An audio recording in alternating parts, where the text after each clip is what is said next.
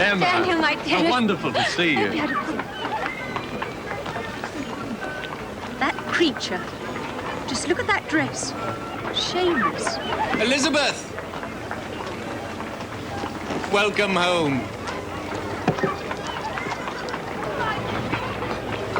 When did you get it? You look splendid. It's absolutely the latest fashion, direct from Paris. Do say you like it, Albert. Only a blind man could fail to express his admiration. Miss Cowan, Fogarty? Thank you for an entertaining voyage, Mr. Fogarty. My pleasure, Mrs. Fraser. Of course, I shall never wear a crinoline again. They are so démodé. What was that wretch doing aboard your ship? She was a passenger. Passenger, indeed. Now, let me tell you, Daniel Fogarty. No, Miss Emma Callanan will not permit you to tell me. Not here, not in public. If you wish to raise your voice like a fishwife, then do so in the privacy of my office. It's nothing more than an unfortunate coincidence. I would not trust her an inch. On the way back from Paris, she took passage aboard the first ship bound for Liverpool. She is a faithless creature and has proved so in the past, as you well know. May God preserve me from spiteful and jealous women. I had reason for jealousy once. Or do you choose to forget that she was once carrying your child? I would forget the sooner we are not so bent on constantly reminding me. One reminder, sir, has romantical notions and a hobbledehoy skirt that disgraces the name of womanhood. We were aboard the ship for a day and a night. Exactly. In the company of 20 seamen and 7 other passengers. And I can assure you that at all times, both Mrs. Fraser and myself behaved with the utmost circumspection. You're sure it was naught but a coincidence? Of course it was a... Although I wouldn't put it past James Onedin. What? Well, he and Albert Fraser would like nothing better than to cause a rift between you and I. Mr. Onedin's away. And Mr. Fraser is too honourable a gentleman to risk his wife's reputation. Then it was a coincidence. Are we agreed? Sorry, Daniel. I know I'm green-eyed with jealousy, but I can't help it. Poor Emma. Well, there's only one way you can save me from the wiles of designing women. Daniel. You must name the day. I do wish you had consulted me earlier, Mrs. Onedin. It was nothing, Doctor, just a stitch. Slight attack of stomach cramps. Which you imagine to be one of the disorders to which your sex is subject, Yes. I will not hide it from you, Mrs. Onedin. This disorder is of a more serious nature and is directly connected with your recent miscarriage. And you know, your medical history over the past 4 years has been, well, not good. Oh, that was nothing. Pain, Mrs. Onedin, is part of God's mercy, and we ignore his warnings at our peril. You have a fine house, servants to do your bidding. You're more fortunate than most. Yes, James is a good husband.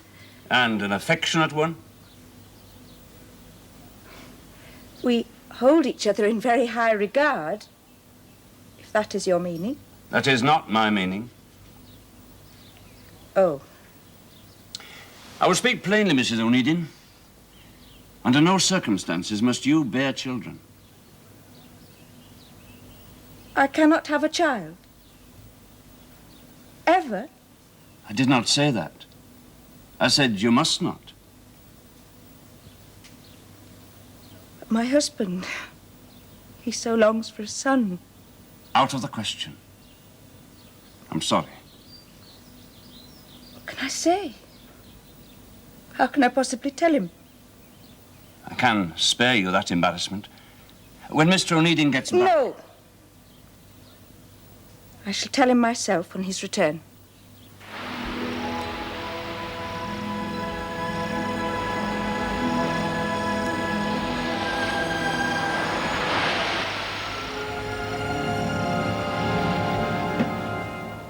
Come aboard, Captain. Visiting ships is the only hospitality we have in this godforsaken port. You've been to Zanzibar before, Captain? No, this is my first experience. I'll make it your last. Thank you. I've known worse. They're venal. Every last one of them venal. I beg your pardon, Captain. There's a boat approaching. That'll be his nibs. Is who? Saeed bin Salim. Calls himself a sheikh. What do you call him? A scoundrel, sir. A scoundrel.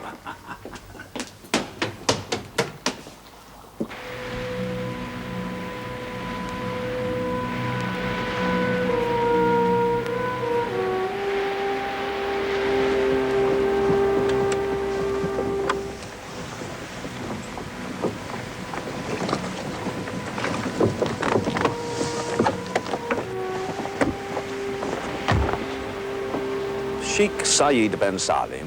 Salam, Captain Onedin. Greetings, Your Excellency.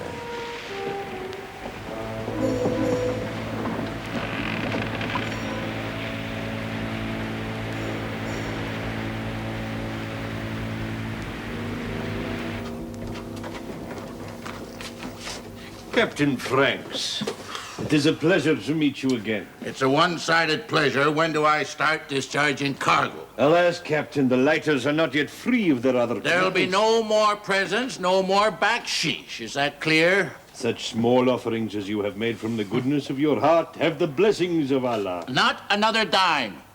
Now, you start your boys unloading my ships right now, or you're going to have my consul breathing down your neck. Sheikh. Good day, Captain. Captain, pleasure. The Americans are a forthright race, but they do have an unhappy tendency of exporting their virtues as well as their goods. A wise man acknowledges the customs of a strange country. Eh? Well, Your Excellency, will you take a seat? Thank you. Can I offer you some refreshment? I regret my religion forbids the taking of alcohol. Oh, man doesn't, but I never did take much to John Barleycorn. This climate, I prefer lemonade. That I find most unusual, Captain. It is my experience that most Europeans drink not so much to satisfy their thirst, but to inflame their passions. It is written that the fruit of the zacchum tree shall truly be the food of sinners. Like scalding water, it shall simmer in his belly. You are a true believer, Captain? Oh, no, I'm not of the faith. It is also written, he that reveres the Koran shows the piety of his heart. Aye, well, I bought a bit more than piety. Have your finest Americano. 20 such rolls. As a gift for Your Excellency. Also for Your Excellency, a small gift smooths even the path of the righteous. Most thoughtful, Captain. How many bales of Americani do you have for sale? 12,000 such rolls. 200 cases of muskets and ammunition. All at a fair price. A fair price, Captain, is one that gives satisfaction to both parties. What is your first price? Well, now, for how many rolls?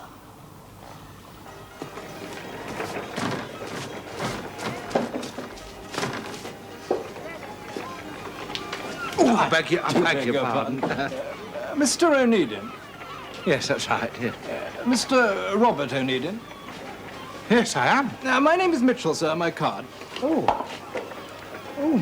Mr. Mitchell, you're a tea merchant, then? Yes, but that is not the purpose of my business. I had hoped to have the privilege of meeting Mr. James Onedin. Oh, well, I'm afraid you've made a fruitless journey, sir. My brother is away. Yes, I understand. That's why I came to see you. Oh. Well, if I can be of any assistance, Yes, I'm a shareholder of the Onedin steamship line. Oh, well, sir, Mr. Mitchell, I am very pleased to make your acquaintance. Sorry. Yes, during my brother's absence, I am responsible for the business affairs of the company. A responsibility you share with Mr. Fraser and your chairman, Mr. Fogarty. That's quite right, yes, thank you. Oh, George. Do Onedin Line directors normally conduct their business in the street, Mr. Onedin? I do ask your pardon, sir. Would you come this way, please? Thank you. This is my wife, Mr. Mitchell. You do? Oh, my pleasure indeed, ma'am. You'll find us in a pretty pickle, I'm afraid. Tea, please, Rachel. Tea. Oh, Some of those little scones. things are happening here. Oh, for heaven's sake, wash your hands, girl. We open the door, open a large warehouse. Oh, I do apologize for the disorder, Mr. Mitchell. Oh, on the contrary, it's I should apologize for calling at such an inconvenient moment. I do understand, Mrs. Onedin, that business does not stand upon ceremony. Oh, yes. Would you care for a glass of wine, sir? Oh, that's very kind of you. Oh, yes. Excuse me. Thank you. It is so inconvenient. You simply have nowhere to turn. Excuse me. Oh, Rachel. So you're a shareholder, you said then, Mr. Mitchell. Well, you've invested wisely, sir. I think not, sir. The company has as yet paid not 1 penny in dividends. Oh, well, it will, sir. It will. But not until the ship is launched. And if you'll forgive me saying so, Mr. Onedin, that seems to be taking an unconscionably long time. Your health, sir. Yes, well, of course, Mr. Fraser is our designer, and I can assure you that I have the utmost confidence in him. Yes, I have taken the liberty of calling upon Mr. Fraser and indeed upon Mr. Fogarty, but neither gentleman was at home. The matter therefore rests with you, Mr. Onedin. Oh. What matter? How unforgivably remiss of me. No, I wish to dispose of my shares. Oh, well, then, if that is your wish, sir, far be it from me to, how many shares do you have on offer? 5,000. 5,000? Well, that's the 5% that James needs in order to regain control of the company. Thank you, Sarah. It's all right, Robert. I can manage. So you have shares on offer, sir. And what price are you asking? They're on offer to the highest bidder.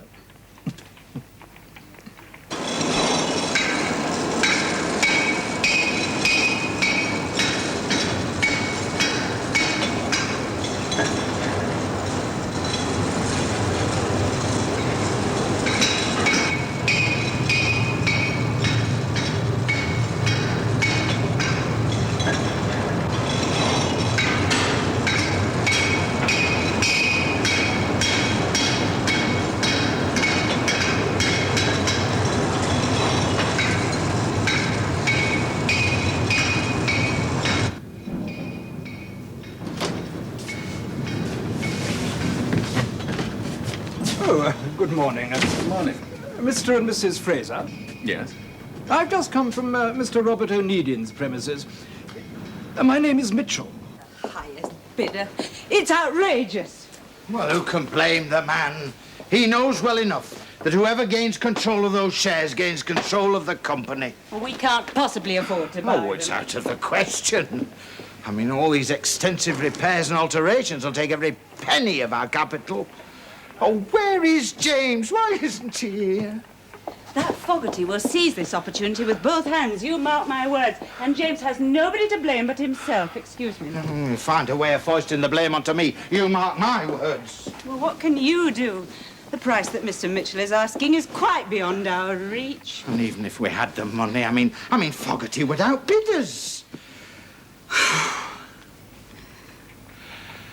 Well, Sarah, there's only one thing for it. What are you thinking of now? Well, I'll have to send a cable to James. Tell him to come home straight away. And whatever happens, Mr. Mitchell must not find out that we don't have the money. But he'll call again. Of course he will. But we won't be here. What? We're taking a holiday. And we're taking it now. I approached the other shareholders and persuaded them to sell to me. And now you're offering them for £10,000. When you paid only 2,500 for them. Whoever controls those shares, madam, controls the company. In your husband's position, I would have thought the sum of £10,000 a remarkably small amount to pay in the furtherance of a lifetime's ambition. I don't know what my partner's reaction to your offer would be, but in my opinion, the shares are not worth half that sum. How much do you suppose they might be worth to, Mr. Fogarty? Have you already approached him? Oh, not yet. But you intend to? Obviously. I must warn you, sir, that Mr. Fogarty is a man with a hasty temper. Should you have the temerity to approach him the way you've approached me, he may very well pitch you through the nearest window. I shall simply have to take that risk. A bid good day to you, sir.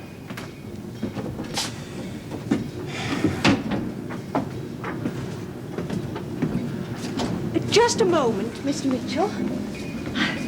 It would appear, sir, that you're not particularly well informed. The struggle for control of the Onedin Line is between James Onedin and Daniel Fogarty. Well, those two gentlemen hold the purse strings. So you've nothing to lose, and perhaps much to gain by awaiting James Onedin's return.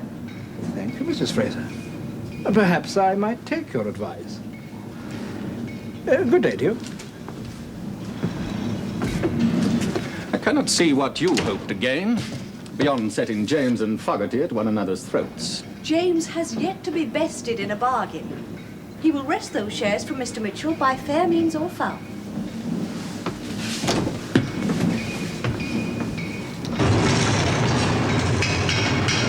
I don't know how anyone can possibly work in that pandemonium. It defies the imagination. And that heat, it must ruin the complexion.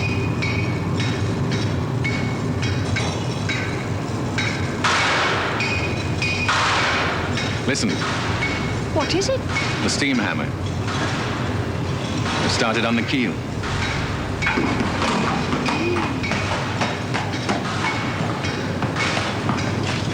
Why, Mr. Fogarty? You overstep your authority, Fraser.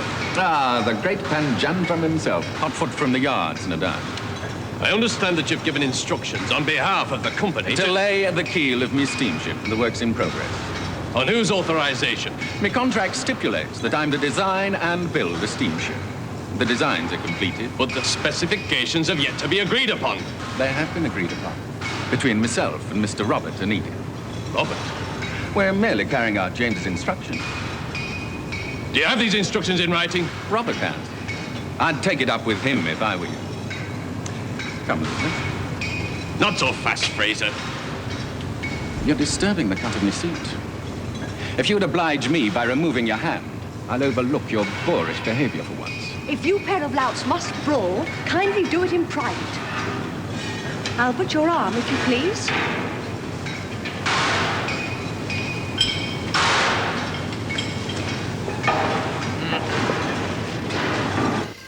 Then it is settled. Yes, we are agreed. However, having disposed of one cargo, I should very much like to pick up another. For the purchase of which you will require my good offices? For which you will be rewarded amply. It is a pleasure to transact business with one of such delicate understanding. Come. Well, I shall require copal, hides, ivory. It shall all be arranged. And in return, you shall perform for me one small service. Oh?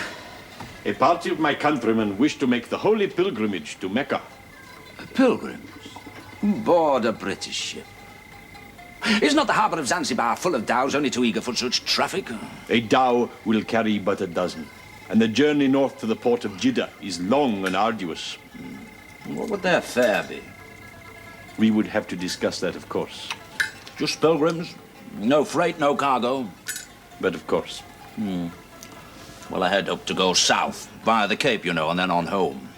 Why not return by way of Suez? A sailing ship through the Suez Canal? Oh, out of the question. It is not unknown. A steam tug could tow your ship through A the steam canal. tug? That'd blow a pretty hole in my profits. It would considerably shorten your journey. Well, I thought I'd stop off at Natal. Top off with cotton, you know. Egyptian cotton is of better quality and is available at port side. And I could drop off your pilgrims on the way. Exactly. Said, where lies your profit in this? I mean, are not pilgrims poor men who shift for themselves, eh? Indeed. But these have booked passage through me. And what do you charge them for taking them to Jeddah, eh? £2 a head would be your payment.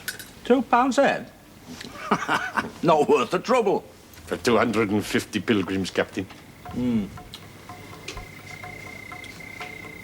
It's a telegraph addressed to you. It has come by way of your consulate.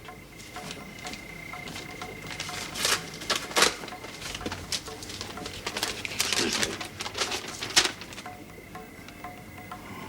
Buy, you dolt. Buy at once, whatever the cost. Your Excellency, I must return to Liverpool at once. Then you must go by way of Suez. It seems Allah the Wise has resolved our problem. Very well, I'll take your pilgrims. £4 a head. Agreed. Cash in advance. You've been brought low, daughter. Very low. Oh, nonsense, Father. It's nothing more than a woman's ailment. I shall be up and about shortly. What's all this rubbish you've been dosing yourself with? Pills and potions, quackery and mumbo-jumbo, not worth the powder and shot. What you want is a glass of brandy in Portugal. That would bring the colour back to your cheeks. Well, Robert was kind enough to bring me a bottle of medicinal wine. No doubt sampled the contents himself first. Pa's life pill. From Sarah. Guaranteed to prolong life, animate the features, and invigorate the body. Eternal life at tuppence a box. Duffy's elixir. From Mr. Baines. Oh, well recall having that spoon into me when I was a boy. It's done you little harm, Father. You'll outlive us all. What ails you, child? What really ails you? I've told you. So you have. But at times you can be as close-mouthed as that husband of yours. Where the devil is he? On his way home, Robert sent him a telegraph. I've little regard for the rogue, but I'd give a guinea at this moment to see him standing in that doorway. Did he pass me my purse? Yeah.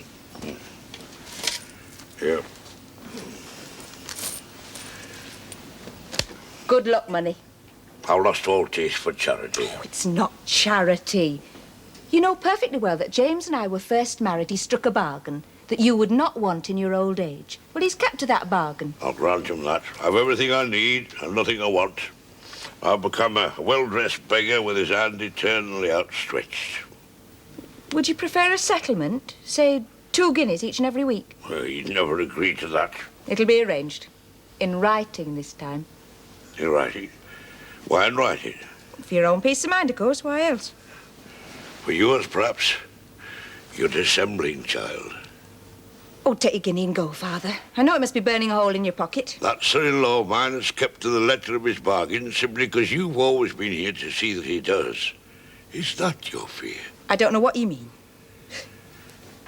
Oh, my medicine. Can you pass my medicine? Is that little brown bottle? Laudanum. Is the pain as bad as that, then? Oh. Oh, there, child. There.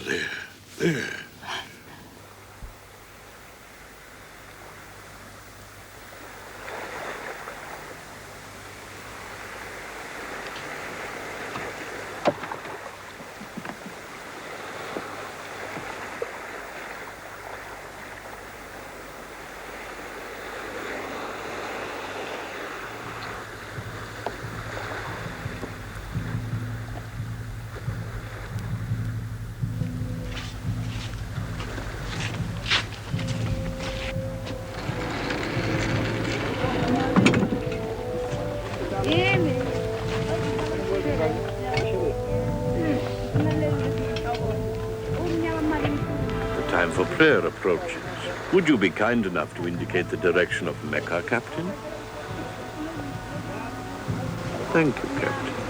Allah will reward you. You might use your influence and ask for some wind. The wind blows where and when Allah will. These pilgrims of yours, all Negroes. All true believers are equal in the eyes of Allah.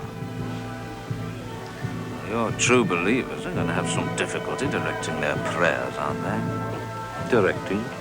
Well, being enclosed as they are, how can they tell north from south or east from west? They are instructed. Saeed, if you've turned me into a slaver, your Allah had better be forgiving and merciful. I won't. Rachel, bring in that chicken as well, will you? It's on bottom shelf there, love. Oh, yes, the cargo manifest of the Charlotte Roads, Captain Baines. A load of bricks for the Isle of Man. Yes, that's right, Captain. Oh, thank you. And now the fruit. Mr. Onedin's special treat. We clear on the next tide, sir. That's right, Captain. Now, what are you waiting for? What's our return cargo? Oh, Rachel, do slice that ham thin, love, will you? What? Oh, return cargo. Well, whatever we can pick up. Is this all right, love? In my brother's absence, Captain Baines, I'm responsible for ship management. I shall therefore take this journey with you, just to keep an eye on things. But if it's only a load of house bricks... When we reach the Isle of Man, Captain Baines, I will conduct the business affairs. Mr. James has always trusted me, sir. Now, do wash your hands, girl. We're combining business with pleasure, Captain Baines. Pleasure, ma'am? Yes. During these extensive alterations, we are taking a well-earned holiday, Captain Baines. So I will thank you to see that our luggage is safely stowed aboard the Charlotte Roads. Thank you.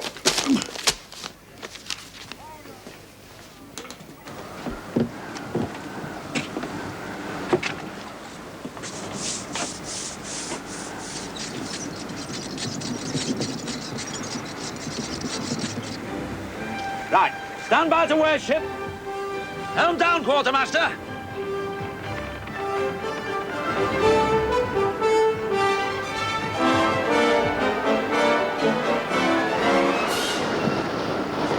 What are you doing?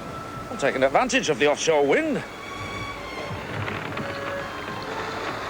But, Captain, the port of Jeddah lies in that direction. Aye, but the wind is blowing in that direction.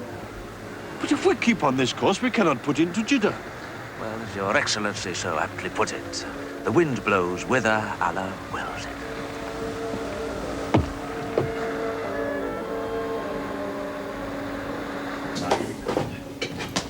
But you signed a contract and gave your word. Ah, to carry pilgrims. You lied to me. You falsified the contract, therefore I'm no longer bound by its terms. You have no choice, Captain. There is no port open to you but Jeddah. My country's laws bear down heavily upon those who traffic in slaves. Put both me and my ship at risk. Well, then put into Jeddah, Captain. There is no risk under Arabian law. Only profit, eh? You ship them out at £4 a head and then sell them for 40. Well, that is business. We can come to an arrangement. Oh, we shall, Saeed, we shall. For you make me run a double risk. Let me see now. Under Zanzibar law, you are allowed to keep slaves, but you must not export them or import them. Penalties for such transgressions are quite severe. You're not thinking of returning them to Zanzibar? Risk being held by British or American warship. Then it would seem your choice is limited. Put into Jeddah, Captain. Take your profit and thank Allah for his beneficent mercy. For once, I'm not concerned with profit. It's easy to be noble when you've been paid in advance. I shall put them ashore on the coast of Africa. Let them take their chance. They will starve. And you will give them money. Help pay their passage home. I pay their passage. Ah, why not? You brought them to this. I will not give them money. In that case, I shall put you ashore with them. They will kill me. As Your Excellency so aptly observed, your choice is limited.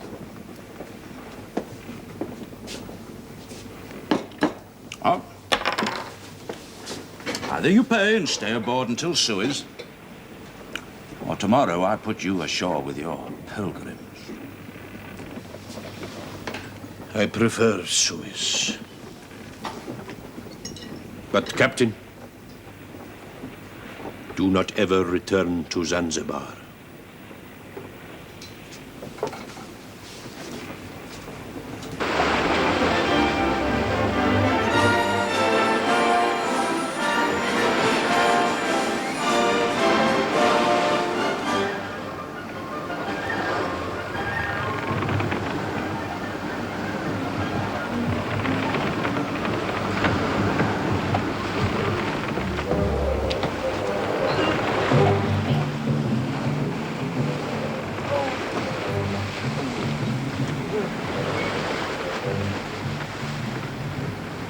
That chicken be going to waste, ma'am?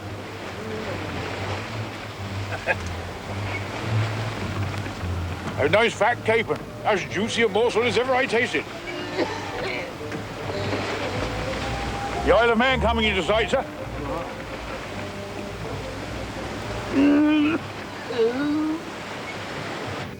I've seen our friend, Mr. Mitchell. £10,000 he asked for them shares. Precisely the sum he named to me. Obviously, you had to refuse. Oh, I'd have found the money. But he wanted to try me, see if I'd offered him more. And, did you? No, he said he'd wait until James Onedin returns. It tends to play you off against each other. Well, I'm in no hurry. I've waited long enough for those shares. I can wait a few weeks more. Here we are, then. Now, drink this down. It's best beef tea. I made it myself. Oh, Thank you, Elizabeth. We'll have you on your feet and some colour in your cheeks by the time James is home. I hope so. I hate being a burden. Nonsense. Now, for the latest gossip. Emma Callan and Daniel Fogarty are to be married on October the 15th. At last. And we're all to be invited, so you'll have to be well for that. Come in.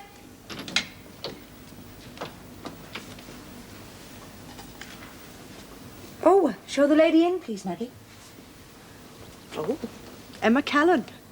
No doubt she's here to receive our congratulations. Oh, Elizabeth.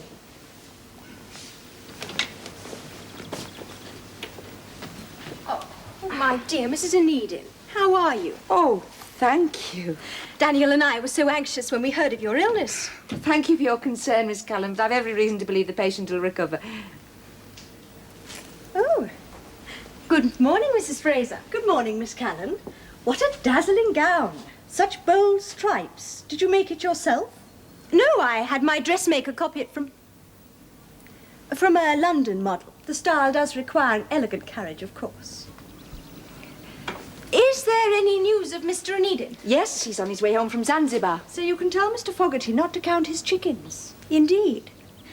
But is that not a long voyage? Oh, no. James is coming home by way of the Suez Canal.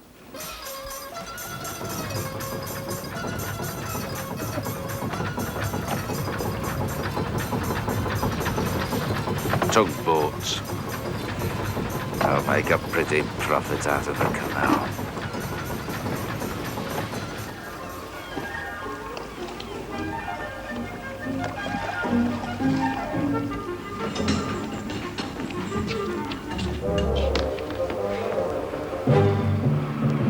Off to see the sights, sir, ma'am? Short walk to stretch our limbs, Mr. Baines. It was a terrible journey. Terrible. Well, sir, I found us a return cargo. Already? I trust you've not committed us, Mr. Baines. Oh, ma'am? My husband will wish to inspect the goods for himself. Aye. If you'll follow me, sir, ma'am, I'm sure you'll be more than satisfied.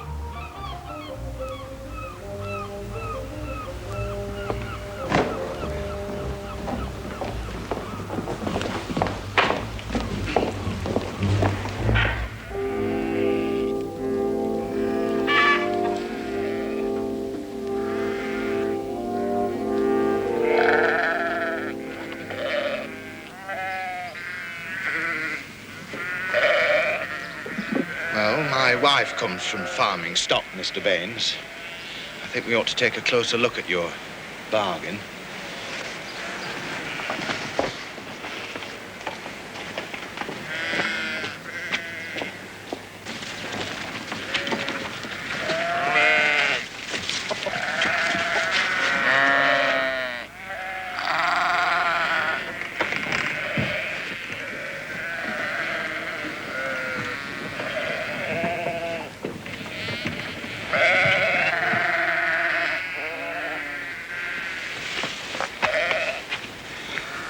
You would do well, Mr. Baines, in future to leave business affairs to me. Why is that, sir? The flock is infected. Hey? Those sheep have, Mr. Baines, what we in farming circles call foot rot.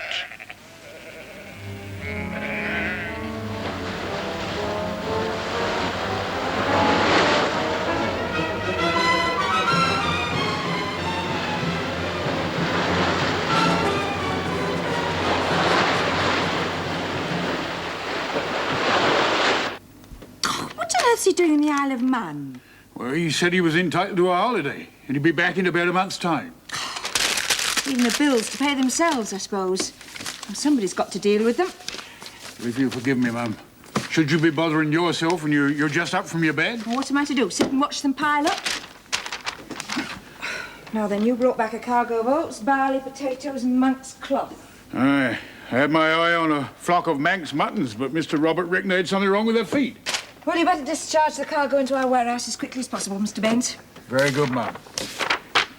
If you don't mind me saying so, I think it's you that needs the holiday. Everyone's so free with their advice. You, my father, the doctor. A business won't run itself. Well, if Mr. James was here, he'd insist. Well, he soon will be here, Mr. Baines.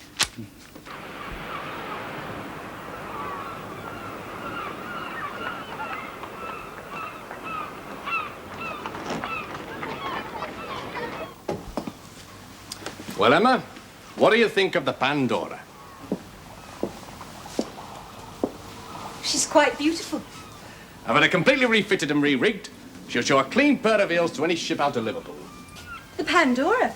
It's a pretty name. Oh, more like a rich man's yacht than a working ship. Such luxury. And who is to command this jewel of the seas? Me. You? She's to set sail for the Mediterranean. How would you like to spend your honeymoon aboard her? Oh, Daniel. Oh, that would be the most perfect beginning. And I accused you of being unromantic.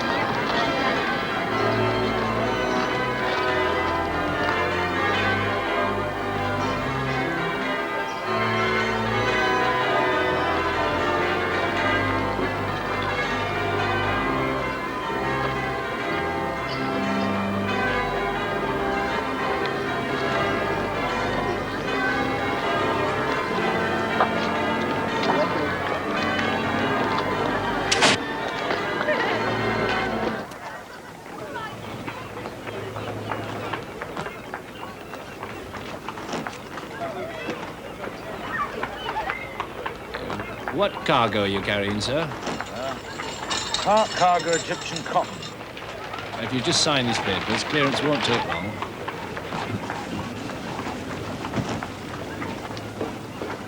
And the other form, if you will, sir. Just sign there, please, sir.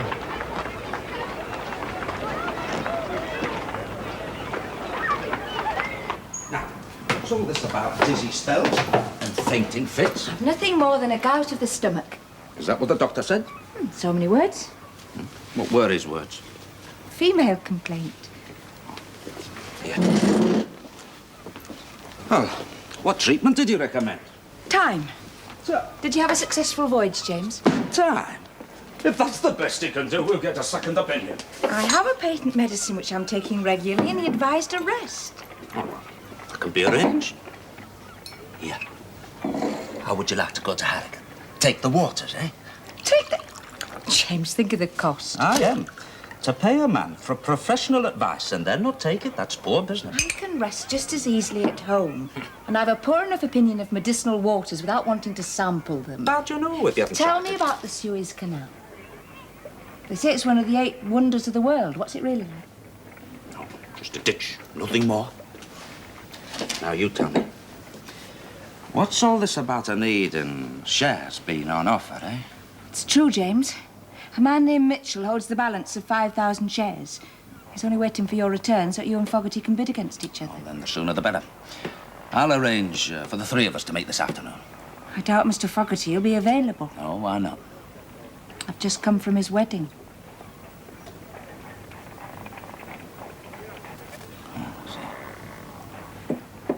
So, Fogarty now is Callan and Company. With the wealth of that company in his hands. So how can you possibly hope to outbid him?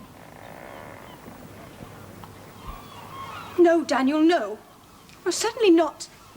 Emma, be reasonable. It won't take long. You intend to take yourself off to a business meeting on my wedding day and you ask me to be reasonable. Emma... Mr. Mitchell's waited this long. Surely he can wait a little longer. Not now James Onedin's here. Look, if I'm not there, he'll persuade Mr. Mitchell to sell in those shares. I thought you said you could outbid him. Well, I can't outbid him if I'm not there. But it is my wedding day. Emma, my love, I must be there, don't you see? Whoever gains control of those shares gains control of the Onedin Line. But An hour. No longer, my love, I promise.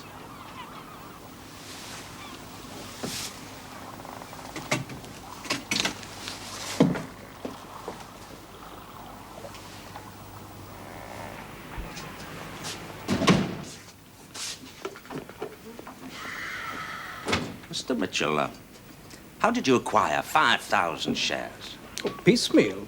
I approached the other shareholders and bought them out. A few here, a few there. Took quite a risk, didn't you? Well, it was a sporting race. Gentlemen, shall we commence the bidding? You paid £2,500 for those shares. I would say a reasonable offer would be £4,000. I had in mind a figure nearer 10,000. You're a rogue, sir. No, I wouldn't agree. Mr. Mitchell strikes me every inch a sportsman. He puts his money at risk and now he expects to reap the reward, eh? Thank you, Mr. Onedin. You're a gentleman after my own heart. In return, let me make you a sporting gesture. I'm prepared to accept an opening bid of £5,000. I'll make it 6. Mr. Onedin? Oh, no bid. Come, sir, this won't do at all. Let me hear 7, sir. Mr. Onedin, you disappoint me. You do indeed. Oh, come, sir, make a match of it. I'll make you a sporting gesture. Mr. Fogarty here imagines that he's a better ship's captain than myself. Can't sail you any day of the week, Onedin. No. Would you care to put that to the test? At the moment this business is concluded, with pleasure. You're in the tea business, I understand, Mr. Mitchell. Yes, I am, but I don't see Well, what the that China is. tea clippers sail very soon to collect the first of the season's new crop of tea. Now, if Mr. Fogarty here would like to substantiate his boast, I suggest that we sail with them and each bring back 500 tons of tea each for you, free of freight charges. In return for my shareholdings? Good heavens, no, sir. Such a venture would yield me less than the amount already been offered by Mr. Fogarty. Just a minute, I haven't finished. Now, that cargo would bring you a profit of, say, £5,000. Now, in addition, and here's your sportsmanship, you sell your holding at the original price of £5,000 to whichever one of us gets back to Liverpool first. That'll give him a profit of £10,000. Well, not the sportsman that I took you for, eh? I shall leave you with Mr. Fogarty's first offer of £6,000. Just one moment, sir. A race. One that you couldn't lose. I like the notion. Mr. Fogarty, do you accept the challenge?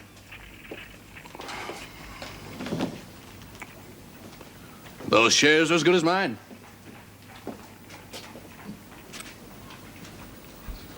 So, the winner of the race gains control of the company. That's right. And the loser? Well, he just loses the cost of the voyage. What are your chances? Fogarty's got nothing to touch the Osborne. Fogarty's got the Pandora ready to sail at a moment's notice.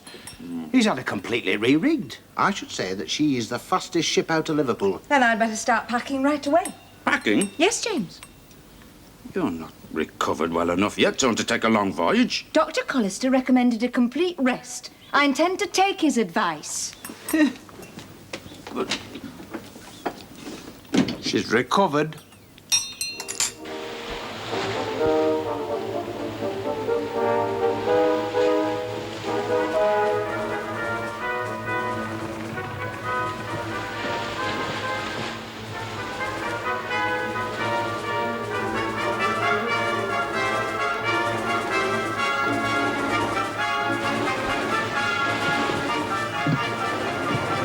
Pandora hasn't passed the lock gates yet.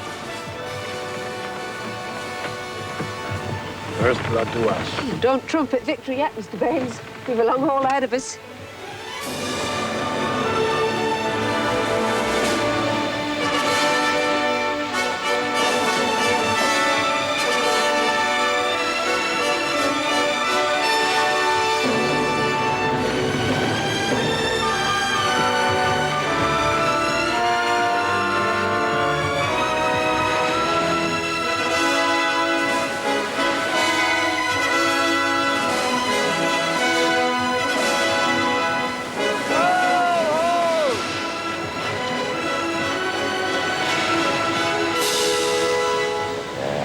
China fleet, Mr. Baines.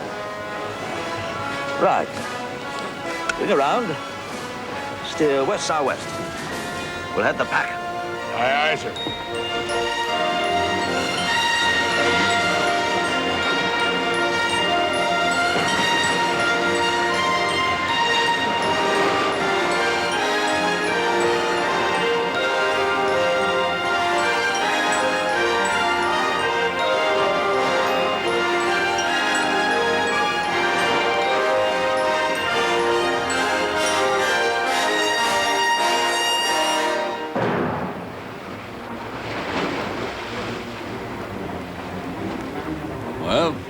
Race is on.